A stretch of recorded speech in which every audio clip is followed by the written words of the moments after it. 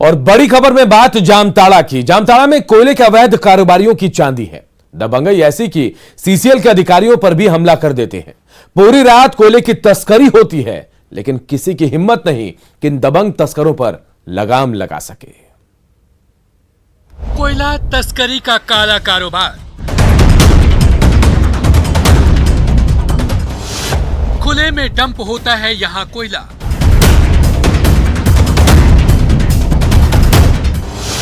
बांग्लादेश तक की जाती है सप्लाई।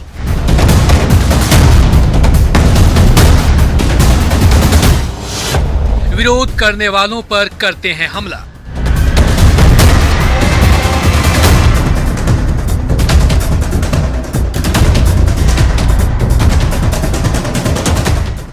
पहले इन तस्वीरों को देखिए।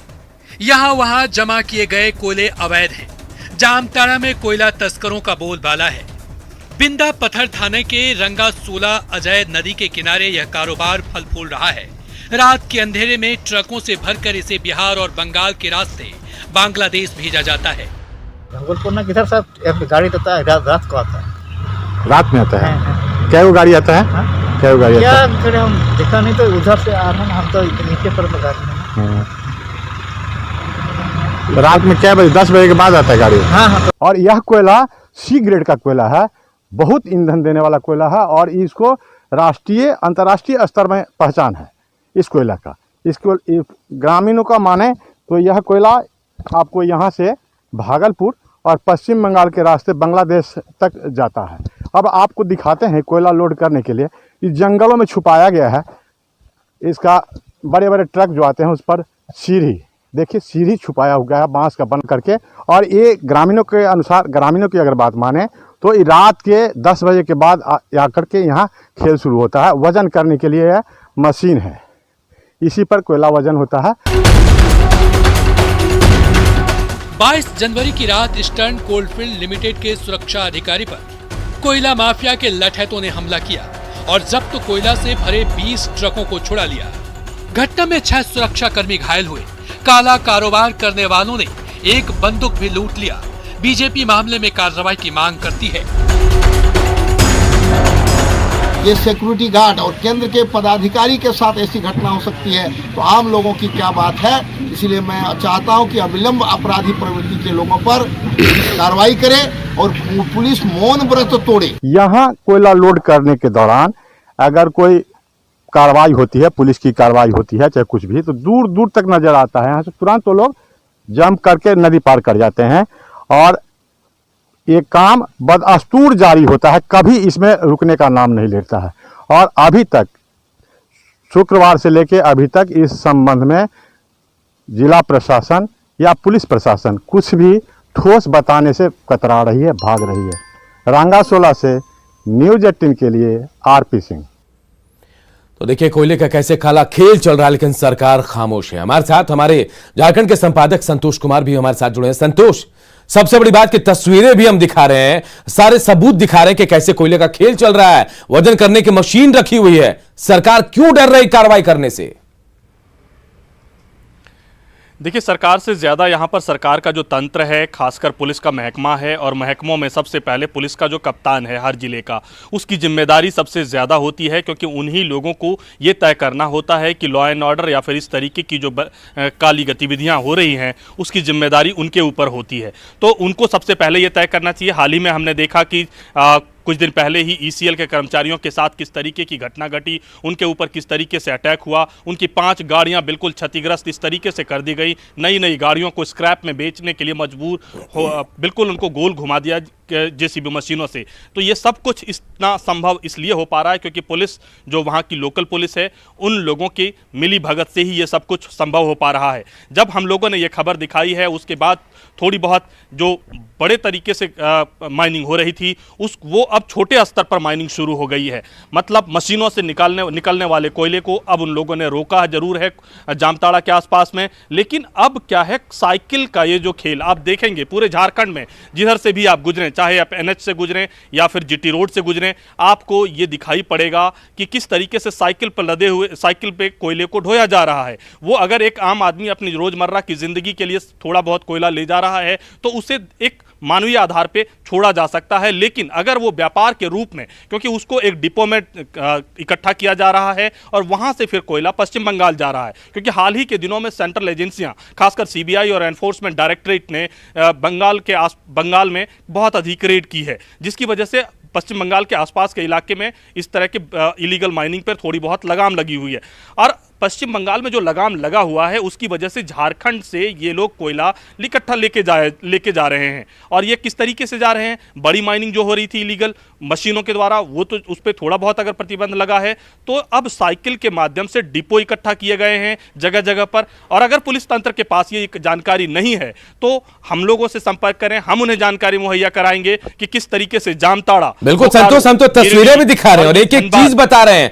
पुलिस शायद सबूत ढूंढती है, लेकिन हम तो सबूत भी दिखा रहे हैं और वो जगह भी बता रहे हैं, उसके बावजूद कार्रवाई नहीं हो रही है। आप जिस साइकिल की बात कर रहे हैं संतोष, ये तो आम है झारखंड के लिए। ऐसे पहाड़ी नालों पर हम कई जगह देखते भी हैं, बाकायदा बाइक लगाई जाती है, उनको टोचन करके ले जाया जाता है, खुलेआम ये धड़ल्ले से चल रहा है। और जिस जामताड़ा की हम बात कर रहे हैं, विधानसभा अध्यक्ष वहां से आते हैं, वहां खुलेआम ये सब हो रहा है।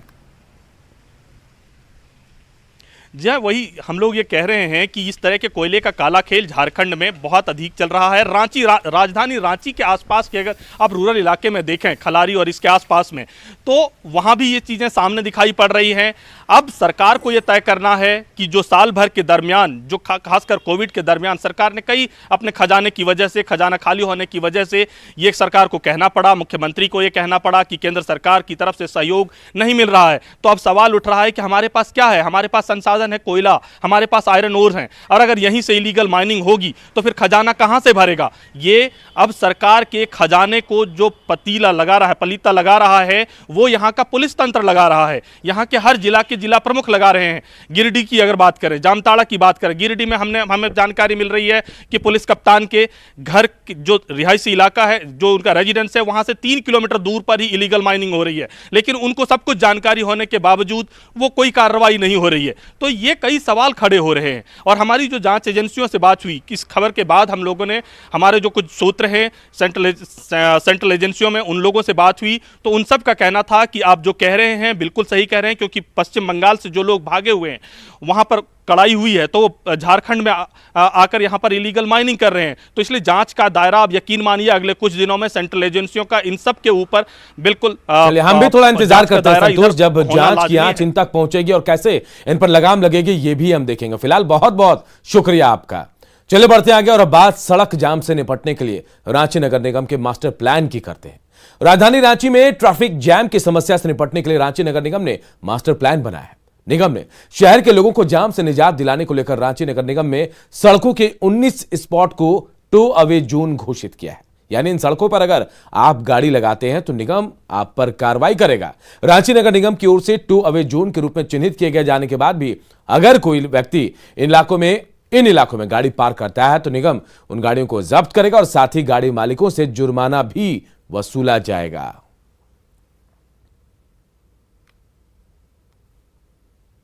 को सुव्यवस्थित करने के लिए अभी एक अभियान चला रहे हैं और उस अभियान में हम लोग ने कहा है कि उस कमेटी पूरा एक बार वॉच करे और जिस जिस जगह को हम लोग ने तय किया है उस जगह पर अगर कोई भी गाड़ी लगाए तो उनकी गाड़ी को टोए करके ले जाया जाएगा और उनको जुर्माना किया जाएगा ताकि वहाँ दोबारा से ना लगाए, क्योंकि जो शहर का रौनक है तो पूरे जगह पर गाड़ी का पार्किंग करना उचित नहीं है। इसके लिए पार्किंग व्यवस्था रांची नगर निगम ने बनाया है। लोग पार्किंग जगह पर ना लगा करके जहाँ रोड में जगह मिल जाती वही गाड़ी पार्क कर देते हैं। तो मैं इतना कहना चाहती हूँ कि जो भी व्यक्ति हो, जो भी होंगे, जहाँ पार्किंग का व्यवस्था आप वहीं पार्क कीजिए और पार्किंग जब आप कर लेते हैं तो अन्यथा गाड़ी इधर उधर ना लगाएं।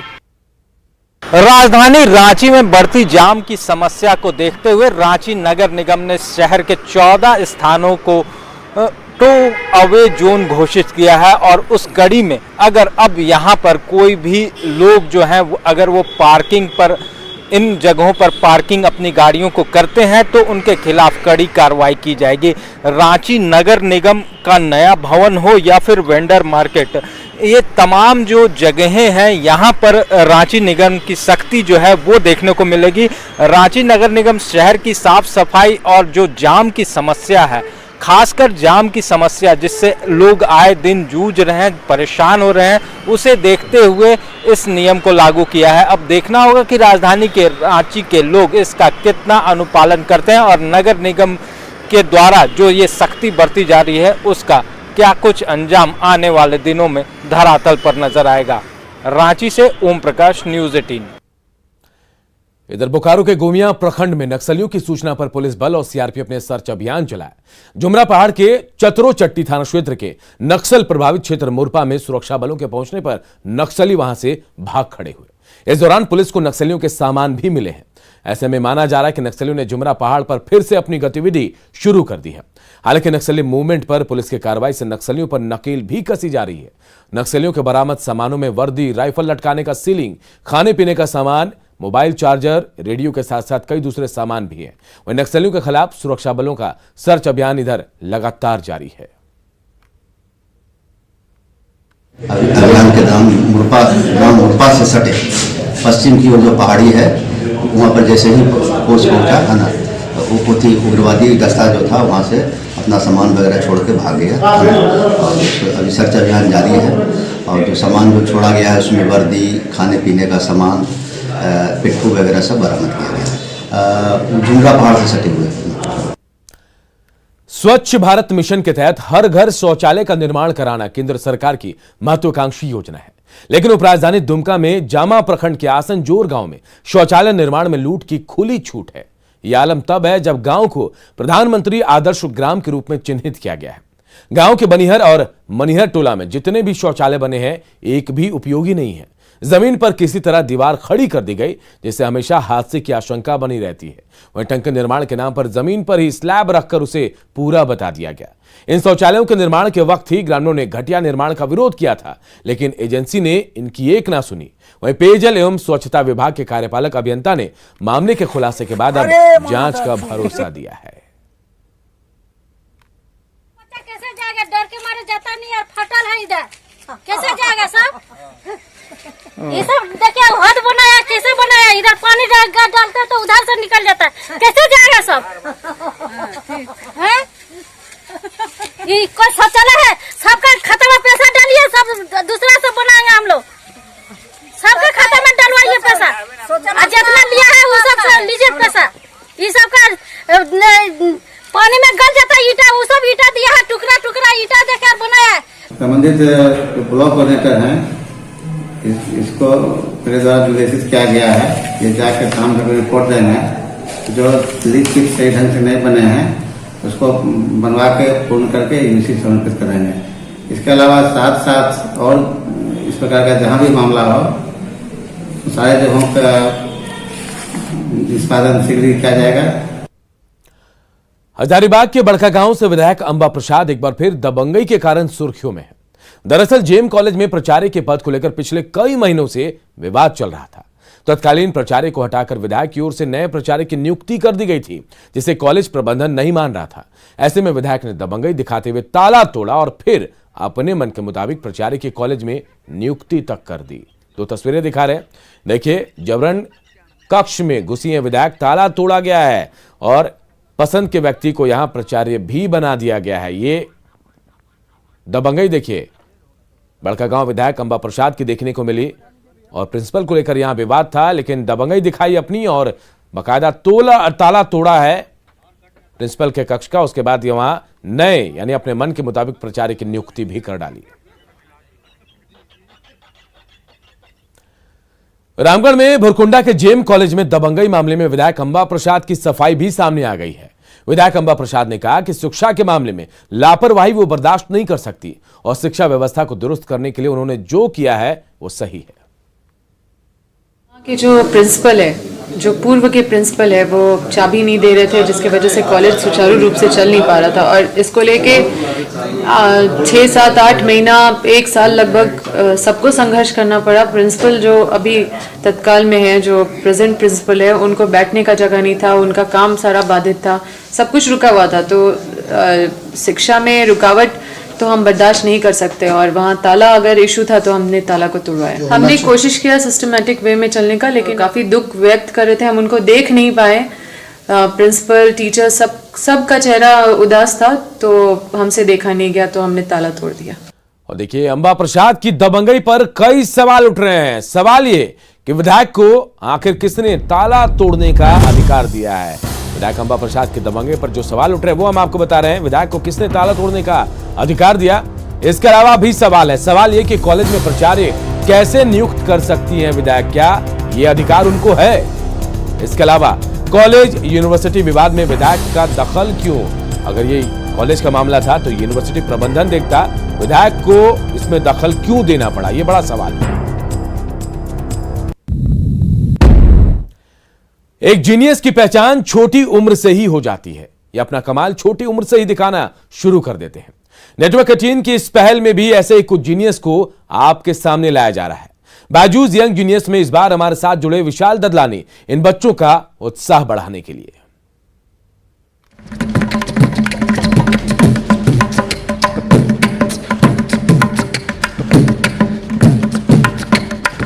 ये ऐसे कलाकार हैं, इस लेवल के कलाकार हैं जो कि भारत के म्यूज़िक का भविष्य हैं। ये हमारे म्यूज़िक को डिफ़ाइन करेंगे, दुनिया तक ले जाएंगे। मेरी दिल से ये तमन्ना है कि ये बहुत ज़्यादा सक्सेसफुल हो, हम सबसे ज़्यादा सक्सेसफुल हों।